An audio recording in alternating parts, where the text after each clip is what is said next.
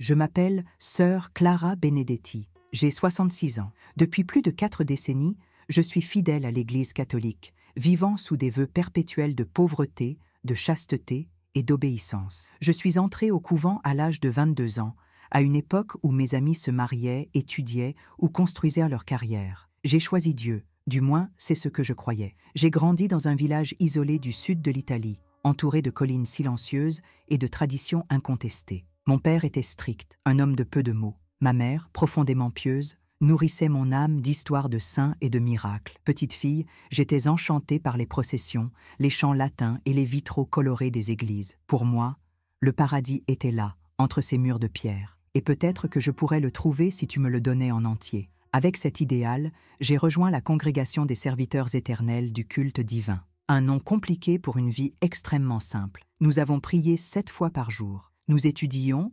cuisinions, soignions les malades et nourrissions les pauvres. Nous n'avons pas regardé la télévision. Nous ne lisions pas les journaux. Notre monde était un cycle liturgique et cela suffisait. Mais avec le temps, quelque chose en moi a commencé à bouger. Un malaise subtil, une question murmurée au milieu du silence des prières. Pourquoi répétons-nous des mots sans réfléchir? Pourquoi exaltons-nous tant certains noms et oublions-nous presque celui de Jésus? Pourquoi le trône papal est-il plus orné que l'autel de l'agneau? Au début, je pensais que c'était une tentation, puis j'ai commencé à douter de ce que j'avais toujours considéré comme sacré. Il y avait des symboles cachés dans les peintures sacrées qui ne ressemblaient en rien à ceux de l'Évangile. Il y avait des gestes qui ne ressemblaient pas à des bénédictions, mais à des codes. J'ai commencé à enquêter discrètement, comme quelqu'un qui avait peur de voir la vérité. Ce que j'ai trouvé m'a perturbé. Symboles païens déguisés en art religieux. Des écrits prônant l'unité mondiale plus que la repentance. Homélies qui ont déplacé l'attention de la croix vers la puissance humaine. Un malaise grandissait, et avec lui, le sentiment que ma foi avait été détournée vers quelque chose qui ne venait pas d'en haut. Tout a culminé un matin de printemps. J'étais seule devant l'autel, à genoux, lorsqu'un cri jaillit de moi. « Jésus, où es-tu vraiment ?» Et puis, une voix murmura en moi avec une clarté qui n'était pas la mienne. « Ils sont assis sur mon trône. » Mais il ne me représente pas. J'ai senti un frisson parcourir mon corps. J'ai regardé autour de moi. Il n'y avait personne. Mais la voix se répéta, ferme, comme un sceau divin. Ils sont assis sur mon trône, mais ils ne me représentent. Cette nuit a été la plus longue de ma vie. Pour la première fois en 40 ans, je me suis demandé si je servais Dieu ou une institution. Quelques jours plus tard, pendant la messe du matin, une soudaine oppression dans ma poitrine me fit tituber. La vision est devenue floue. Les lumières de la cathédrale tourbillonnaient autour de moi, le silence. Quand j'ai ouvert les yeux, il n'y avait plus de colonnes de pierre, plus de vitraux, plus d'encens. J'étais ailleurs. C'était comme si le temps s'était arrêté. Un espace de silence vivant, de paix qui ne peut s'expliquer. Et c'est là, hors de ce monde, que Jésus m'a révélé ce qui se cache derrière le trône du Vatican. J'ai vu le déguisement. J'ai vu qui régnait réellement là-bas, et j'ai pleuré. La dernière chose dont je me souviens était le son lointain de l'orgue jouant un vieil hymne. Les notes semblaient s'étirer dans l'air, jusqu'à disparaître complètement. Il n'y avait aucune douleur, aucune peur, juste une certitude absolue que quelque chose en moi s'était brisé, en même temps, était né à nouveau. Le temps s'est calmé, mais pas l'esprit. Ce n'était pas de la chaleur physique, mais une énergie vivante commençait à émerger de l'intérieur de moi. Une force silencieuse, comme si quelque chose d'ancien était en train d'être libéré. Et puis, avec les yeux de mon âme, j'ai vu mon corps étendu sur le sol froid de la chapelle. La tunique bleu marine rentrait sous moi. Le crucifix en bois pendait toujours autour de mon cou, comme un symbole attaché au corps, mais plus à l'âme. Le plafond de la chapelle semblait lointain, comme s'il appartenait à une autre réalité. Les murs pulsaient d'une lumière qui défiait toute couleur connue. C'était comme si tout ce qui était matériel était traduit dans un langage spirituel, incompréhensible pour l'esprit humain, mais clair comme la vérité pour le cœur. Je n'ai pas flotté comme on l'imagine. Il n'y avait pas d'aile. Il n'y avait qu'une attirance, un appel qui venait de la vérité elle-même. Une présence m'entourait. Elle n'utilisait pas de mots, mais elle savait tout de moi. Chaque souvenir se déroulait autour de moi comme d'anciens parchemins, des prières dites par habitude, non par foi, de jolis mots cachant de profonds doutes. Et puis, sans bruit, mais avec l'impact d'une flamme vivante, j'ai entendu une voix en moi. Tu pensais me connaître, mais tu ne connaissais que l'image qu'il se faisait de moi. J'avais envie de pleurer. Mais dans cet état, les larmes n'existaient pas, seulement une douleur sacrée, une rupture qui transperçait l'âme d'amour et de vérité. C'est alors que j'ai vu une porte faite de pure lumière. Ce n'était pas n'importe quelle lumière, elle était marquée, cicatrisée,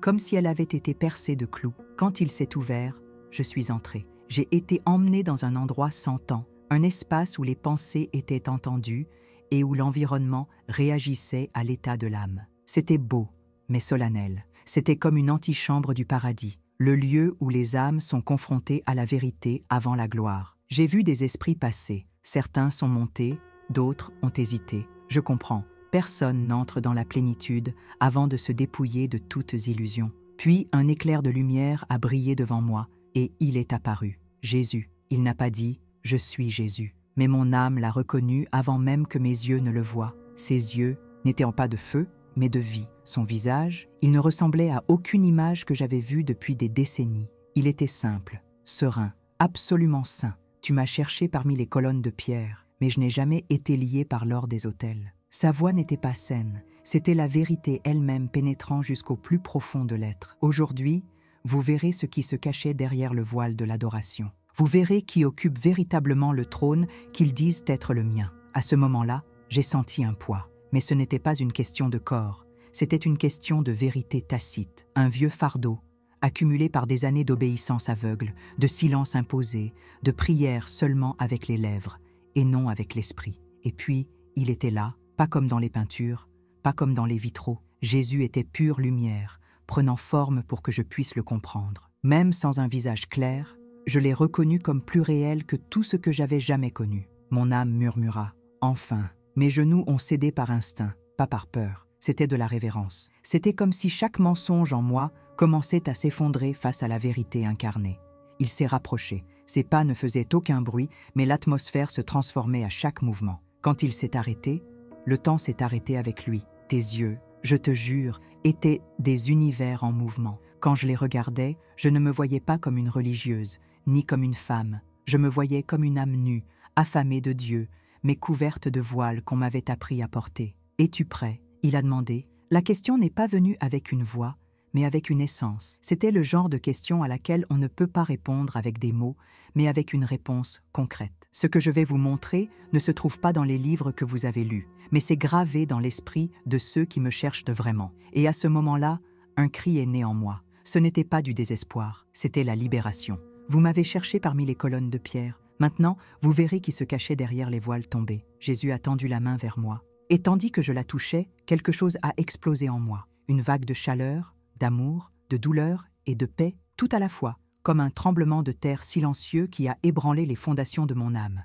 Tout autour de nous, des images ont commencé à apparaître, non pas terrestres, mais spirituelles. J'ai vu des scènes de ma propre vie de religieuse. Agenouillée des centaines de fois, je prie un Dieu qui, je le réalise maintenant, je ne savais toujours pas vraiment. J'ai vu l'idolâtrie de la structure, du rituel, des positions ecclésiastiques. J'ai vu des foules applaudir des discours pleins d'éloquence, mais vides du royaume. Jésus dit avec une tristesse ferme, « Tu as vu ce qu'ils voulaient, que tu vois. Maintenant, va voir ce qu'ils ont caché. » Le paysage environnant a commencé à changer. Nous étions maintenant dans un champ ouvert, avec de l'herbe douce et un vent léger. Une sorte de paix indescriptible m'enveloppait. Mais au loin, à l'horizon, un mur noir se dressait. Non pas fait de pierre, mais de doutes soulevés par des mensonges, dits au nom de Dieu. Ils ont construit des murs là où je voulais construire des rencontres. Nous avons marché jusqu'à ce mur. En nous rapprochant, j'ai pu voir des mots gravés dans les blocs. Tradition, hiérarchie, autorité papale, infaillibilité. L'un des blocs a particulièrement attiré mon attention. Il était écrit « Infaillibilité ». Jésus se tenait devant lui, le toucha du doigt, et la parole réduite en cendres. Il n'y a pas d'homme infaillible, seul mon esprit est parfait. Mais ils se sont assis sur mon trône et l'ont recouvert d'un manteau de sainteté emprunté. Soudain, un long et ancien escalier en colimaçon apparut devant nous. Chaque pas était un siècle. À chaque mouvement, une nouvelle couche de manipulation. Nous sommes descendus. Et à mesure que nous avancions plus profondément, les vitraux s'assombrissaient. Les hymnes devenèrent des murmures et les symboles devenaient ambigus. Clara, maintenant tu vas voir les fondations du trône dont ils disent qu'il est mien. J'ai vu les débuts de l'Église, ointe, humble. Mais au fil du temps, les hommes ont commencé à s'asseoir là où seul l'agneau aurait dû être. Et chaque fois que cela se produisait, le Christ était relégué au second plan. Nous sommes ensuite arrivés devant une immense porte en bois sombre avec des ornements dorés. En haut, une inscription en latin, vicaire du Fils de Dieu, ô représentant du Fils de Dieu. Cette phrase a gravé dans mon esprit. Jésus m'a regardé et m'a dit avec une douleur contenue, c'est cette phrase qui leur a donné l'autorité, mais ce n'est pas le ciel qui l'a accordée. D'un geste, la porte s'ouvrit. Ce que j'ai vu de l'autre côté m'a coupé le souffle, non pas d'admiration, mais d'étonnement. C'était une pièce qui imitait le ciel, une cathédrale d'une splendeur calculée. Tout semblait divin, mais rien n'était vrai. La lumière était douce, mais pas chaude. Les chansons étaient belles, mais creuses. Les symboles,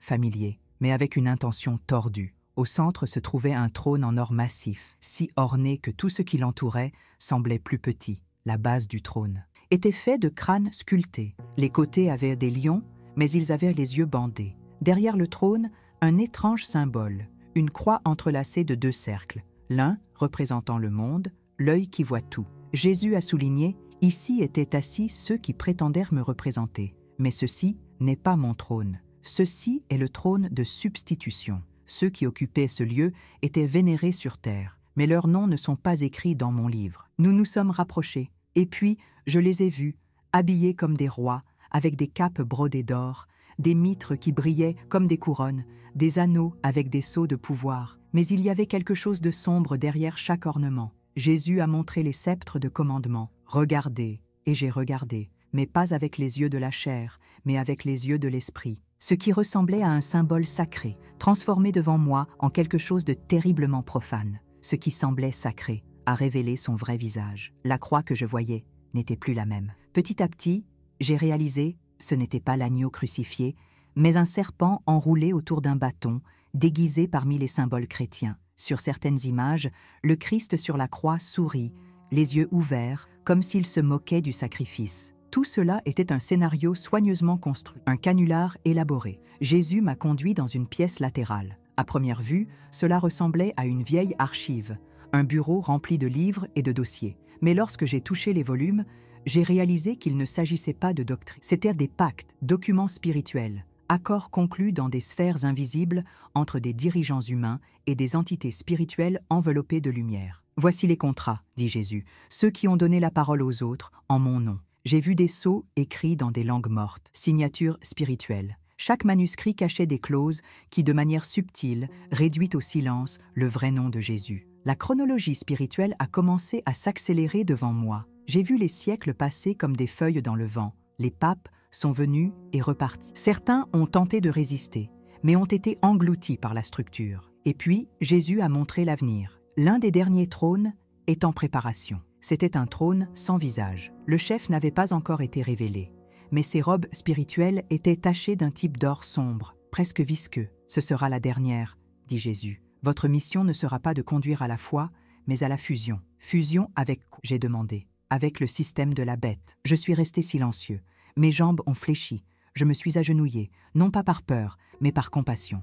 Pour tous ceux qui, comme moi, ont sincèrement cherché Dieu, mais ont été formés pour servir un système. Jésus a encore touché mon épaule. « Tu parleras, tu souffriras, tu seras rejeté, mais certains écouteront, et ceux-là seront libérés. » Nous revenons à la grande salle spirituelle. Le trône était toujours là, imposant, doré, mais maintenant ce n'était plus vide. Il y avait quelqu'un assis dessus. De loin, cela ressemblait à un homme, mais l'environnement environnant avait complètement changé. La lumière est devenue dense, le silence prenait du poids, et mon esprit comprit, ce qui était là n'était pas humain. Jésus se tenait à mes côtés. Maintenant, vous verrez, non pas avec des yeux entraînés à obéir, mais avec des yeux entraînés à discerner. La figure sur le trône portait des robes papales, blanches avec des détails dorés, mais son visage a changé. Un instant, tout semblait fluide. Dans ce qui suit, sévère. Des yeux noirs comme l'abîme. C'était l'esprit caché sous l'apparence de la sainteté. Un être qui utilisait la religion comme un voile pour cacher son plus vieux désir, être adoré. Quand il s'est levé, le trône a brillé, mais d'une manière déformée. Derrière lui, une ombre apparut. Ce n'était pas un homme, mais une créature ancienne, avec un poids spirituel indescriptible. Jésus révéla alors, c'est celui-là même qui m'a tenté dans le désert, celui-là même qui m'a offert le trône en échange de l'adoration. Aujourd'hui, il reçoit des applaudissements, en mon nom. Il ne se présente pas comme Lucifer. Il apparaît comme un père, comme un leader, comme la voix de la paix et de l'unité.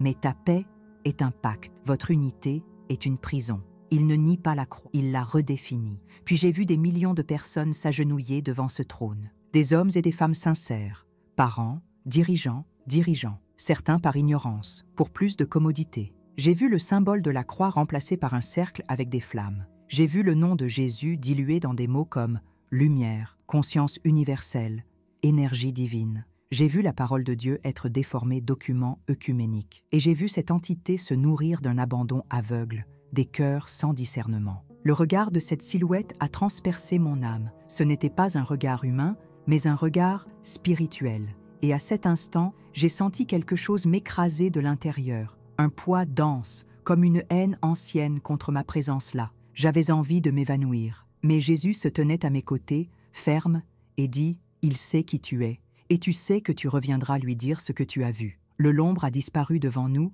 mais le trône est resté. Et puis, une phrase a résonné dans mon esprit, avec une telle force qu'elle résonne encore en moi aujourd'hui. Celui qui siège sur le trône du Vatican n'est pas seulement un homme, c'est un trône spirituel. Et il est déjà occupé. Jésus m'a regardé avec compassion et m'a dit « Maintenant que vous l'avez vu, vous ne pouvez plus rester silencieux. Certains se moqueront, d'autres rejetteront, mais certains se réveilleront.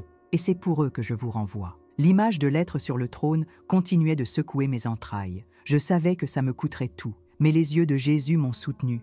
Il y avait en eux la force de 1000 vérités. Maintenant, vous verrez comment ce trône a été préparé, dit-il. Pas seulement par les hommes, mais par des siècles de manipulation spirituelle. Nous avons été emmenés dans un grand espace spirituel semblable à une bibliothèque vivante. D'immenses étagères remplies de vieux livres entourèrent la pièce. Ils ressemblaient à des écrits sacrés, mais lorsque Jésus passa sa main sur leurs vêtements, les voiles sont tombés et le contenu caché a été révélé. Certains livres étaient vides, d'autres, écrits avec des lettres inversées, cachant le vrai sens. Jésus a dit « Voici le cœur de l'illusion. Ils ont écrit des doctrines en mon nom, mais ils ont exclu ma parole vivante. » Au centre de la pièce, il y avait un autel doré. À première vue, il s'agissait d'une représentation spirituelle de la basilique Saint-Pierre. Mais là, il n'y avait pas de trône pour Jésus. À sa place, se trouvait un symbole composite, une clé entrelacée avec un serpent, entouré de 7 couronnes. Et puis j'ai compris, avec les yeux de l'esprit, ce que cela signifiait.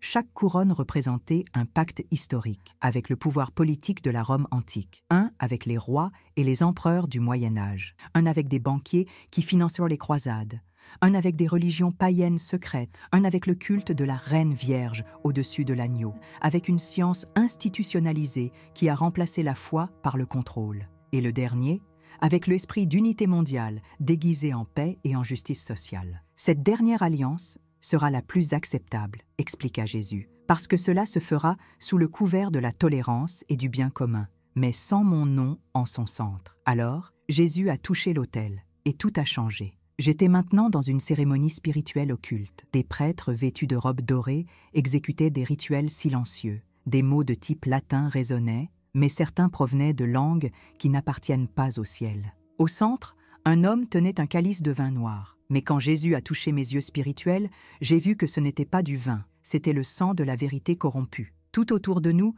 les anges du Seigneur veillaient. Ils n'ont pas participé. Ils étaient silencieux, en attendant le son de la dernière trompette. Jésus a expliqué. Ces rituels durent depuis des siècles. Ils ont confondu mon mémorial avec des pactes conclus avec d'autres seigneurs. C'est pourquoi il y a des endroits où ma présence s'est retirée, même s'ils utilisent encore mon nom. J'ai ensuite été emmené dans une pièce sombre. Sur le mur, un immense tapis brodé représentait Pedro remettant les clés. Mais quand j'ai regardé avec les yeux de l'esprit, j'ai vu que les clés étaient faites d'os et la main de Pierre était manipulée par des fils invisibles. Jésus m'a touché l'épaule. Tous ceux qui sont venus après lui ne m'ont pas trahi. Mais beaucoup se sont rendus au pouvoir et ont permis que le trône soit occupé par un autre. Enfin, il m'a emmené au dernier endroit de cette étape, la galerie des glaces. Des milliers de miroirs bordaient les murs. Dans tous ces cas, l'image d'un homme en vêtements blancs. Mais à chaque réflexion, le visage a changé. Il n'y avait pas d'identité, juste un masque mutant,